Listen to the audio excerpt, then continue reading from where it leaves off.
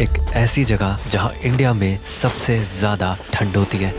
दुनिया की सबसे ऊंची माउंटेन रेंज हिमालयाज में है इंडिया का सबसे ठंडा विलेज द्रास। पर कितना ठंडा, हम सबको पता है पानी 0 डिग्री सेल्सियस से नीचे जम जाता है। ह्यूमन ब्लड बॉडी से बाहर -3 डिग्रीज पर जम जाता है। हमारे घर के फ्रिज में फ्रीजर का टेम्परेचर -5 डिग्रीज तक हो सकता है। डीप फ्रीजर में टेम्परेचर -20 तक हो सकता है। तो आप यहाँ का टेम्परेचर जानना चाहेंगे? यहाँ का अभी टेम्परेचर है -28 डिग्री सेल्सियस। फेस पे पूरी बर्फ जम गई है। पर ये यहाँ का सबसे कम टेम्परेचर नहीं है। 1995 में द्रास में टेम्परेचर -60 डिग्री सेल्सियस तक गिर गया था और तब से ही ये इंडिया की सबसे ठंडी जगह है।